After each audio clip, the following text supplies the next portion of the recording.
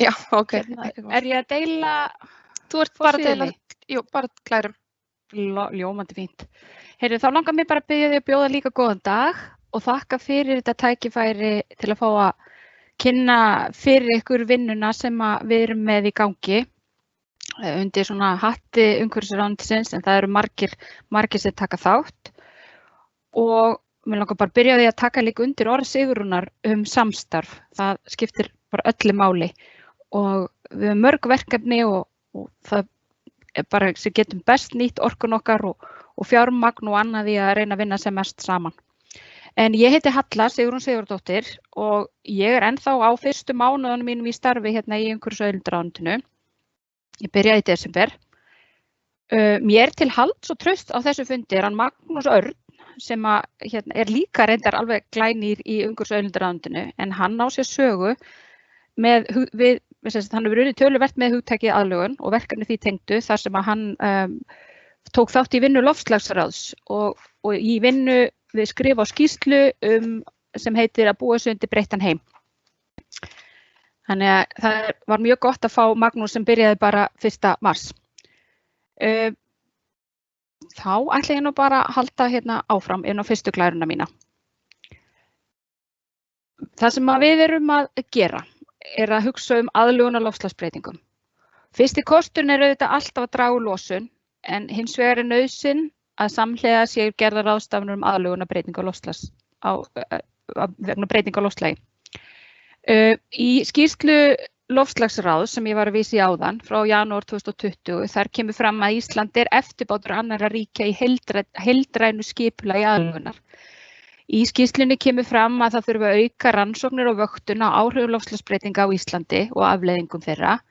Það þarf að auka samhæfingu milli ólíkra aðila, hvort sem er innan stjórnkerfis, atvinnulífs, háskóla, stofnana, félagasamtaka, alveg þvert yfir öll kerfi og auka fræðslu og aðgengi að upplýsingum. Og í skýrslunni kemur einnig fram að það sem metið þar sem einna alvarlegustu áhrifin munu koma fram í aukinni úrkomuákefð og breytinga í hafi og á hafi vegna breyttra sjávarstöðu, og það er súrnun sjávar og hitastig. Það er einnig líka stórt áhugjefni. Við erum að vinna það sem ég ætla að segja ykkur núna eftir þessa stefnu, tillögustefnu, en það eru margir aðilar nú þegar komnir með aðlögunarstefnu og við erum að horfa til þeirra. Það er eins og til dæmis Landsvirkjun og Reykjavíkurborg og ég veit að Eygerður fer áreiðanlega aðeins inn á þetta á eftir í sínu erindi. Í skýrslu loftslagsráð, bara svona til að gefa ykkur svona svipmynd af því sem gæti verið dæmi loftslagsvá á Íslandi til framtíðar, og að því að við erum náttúrulega að tala náttúruvernd og slíkt í dag, en þá er til dæmis dæmi áhrif, þurrkadögum gæti fjölgað, það gæti verið tíðari gróður og skógareldar og þarna þetta er auðvitað mjög mannmiðað, en mannslífi hættu, mannvirki brenna, en auðvitað eru við þannig líka náttúrulega að tala eins og lífríki og vistkerfi. Við erum að tala þarna fleiri atriði, ég ætla nú ekki að lesa þetta allt saman upp, en það er bara eins og til dæmis hlýnun veðurfars og ágengar tegundir lífvera breiðast út, aukin smitsjúkdómahætta og til dæmis ofnæmisvaldar, og þá var nú svo merkilegt þegar við varum að hugsa þennan fyrirlestur í dag, var forsíða Fréttablaðsins í gær, þar sem kemur fram að frjókornum hefur fjölgað hér á landi og ofnæmi er að aukast og sérfræðingar náttúrufræðistofnunar hafa verið að velta þessu upp. Þannig að afleiðingar geta verið heilmargar og ófyrirséðar. Það var stofnaður eða kallað til starfshópur gerð tillögu að aðlögunarstefnu og ég segi ykkur aðeins meira frá honum á eftir.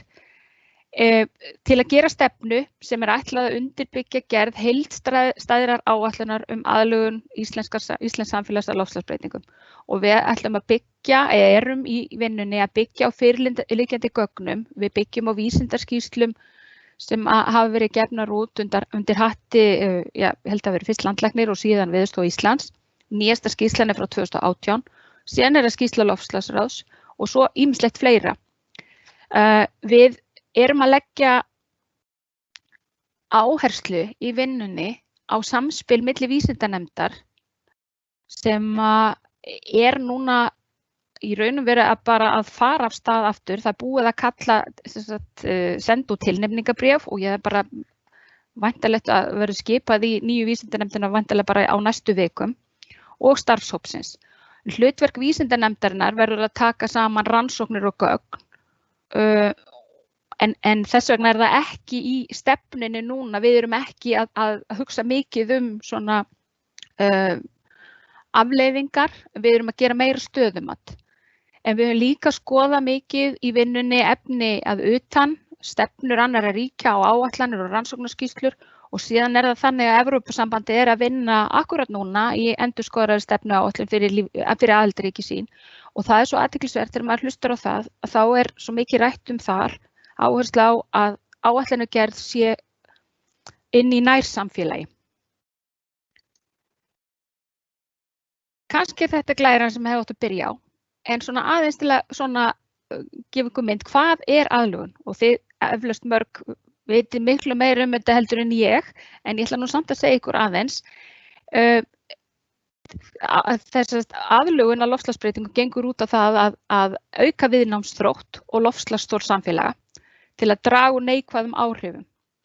Og það sem sagt mikil áhersla í þessari í aðlögunar vinnu að auka rannsóknir og vöktun, vinna greiningavinnu, sviðsmyndir og hvernig það ber að túlka og síðan það útfærsla, skipulag og aðgerðir. Og kannski lykilspurningarnar í vinnunni sem við erum í núna varðandi tillögu að stefnu að biðja þá sem að skoða ákveðin viðfangsefni að skoða hversu loftslagsháðir eru geirarnir og hver helstu áhættu þættir, hvaða aðlögunar þörf eða hvað þarf að skoða betur.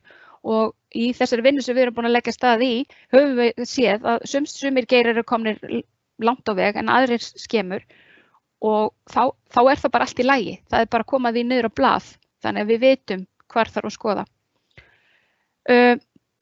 Og eins og ég segi, aðlögunarstefnan sem í vinslu í raun og veru að hefja vinnuna við þarna lið 2 og 3 og svona kortleggja hvernig best að taka á þeim þáttum.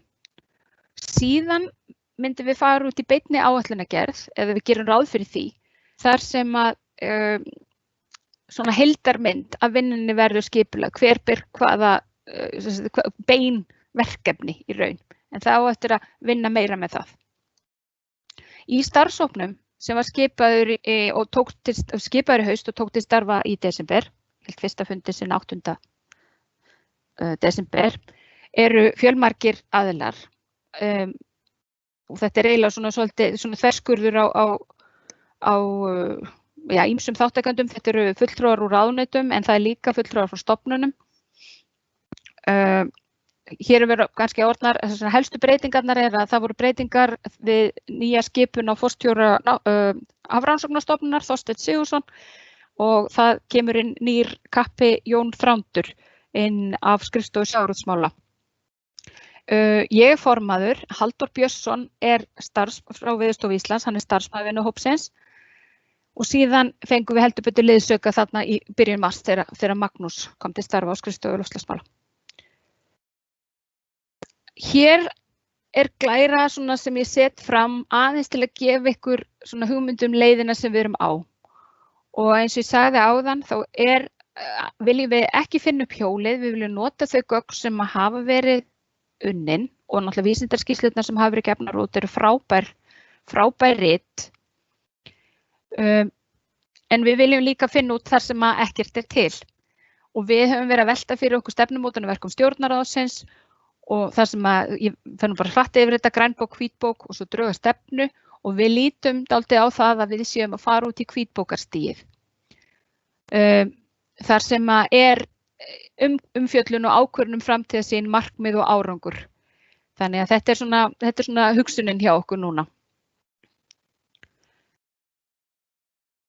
Í vinnunni sem við erum að gera núna eru efnistökin svona nokkuð almenn varðandi aðlögun, en við erum að búa til tillögu sem að við viljum svo hægt að sé að byggja frekar á og það akkúrat hvítbókarvinnan og það kannski það sem ég hefði að segja ykkur líka áðan en það mikil áhersla á samráð á milli skrefa en við erum að velta einmitt fyrir okkur hvað þarf að vera í stefnunni og hver þurfa markmiðin að vera, hvert þarf umfangi að vera, eftirfylgnin og svo stofnanagerð. Og ég held að sé mikilvægt í þessari vinnu að líka allir ekki borða fílinn í einum bita, byrja frekar smátt og bæta svo við. Hér sjáum við helstu umfjöllunarefni stefnunnar. Það sem að fyrsti kafli í raun og veru inngangur er nauðsynlegar athuganir, sviðsmyndagerð og mat og áhættu. Þar erum við að fjalla um kerfislega áhættu. Við erum að fjalla um náttúruvá, skipulagsmál, lýðheilsu, heilbrigði og velferð og það má kannski benda á það að það er kannski aðeins aukin áhersla á þessi mál, þessa þætti og þessi kannski aukna áhersla líka endurspeglast aðeins í skipunin inn í vísindanefndinni þar sem er meiri áhersla núna en hefur verið á samfélagsþætti en náttúruþættirnir auðvitað til staðar ennþá. Síðan erum við með atvinnuvegina, sjávarútveg, landbúnað, trygging- og fjármálastarfsemi, ferðamennska og svo aðra sem við tökum líka, svona samantekta kafla. Innviði og aðra samfélagslega innviði og þjóðarhag og svo næstu skref. En við erum að skoða sérstaklega hvort að við þurfum að taka fram í einhverjum kaflanum eða sérstaklega varðandi vistkerfi. Hvort að umfjöllun sem er komin inn í drauginn núna sé nóg eða hvort við þurfum að bæta við. Og við erum líka að hugsa lög umhverfisstjórnun, hvernig þau koma inn í þessi mál. Í vinnunni þar erum við að vinna með spurninguna hvað ef og þá var ég áðan að segja ykkur frá þessum tveimur lykilspurningum sem við vorum með hvaða þættir samfélagsins eru loftslagsháðir. Þetta er eitthvað sem að vísindanefndin hefur unnin með þetta módel og þessi litríku stafir, RCP, þetta eru vísun í sviðsmyndaheiti í eldri skýrslum vísindanefndar loftslagsmál. En þetta segir sig kannski sjálft þarna, við horfum til 2 tímabila og við biðjum þá aðila sem er að skrifa að hugsa með sér hvað ef.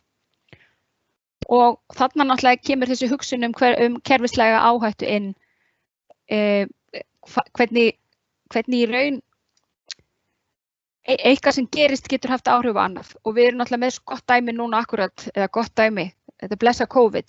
Þetta hefur haft fyrirséðar afleiðingar en líka algjörlega ófyrirséðar afleiðingar.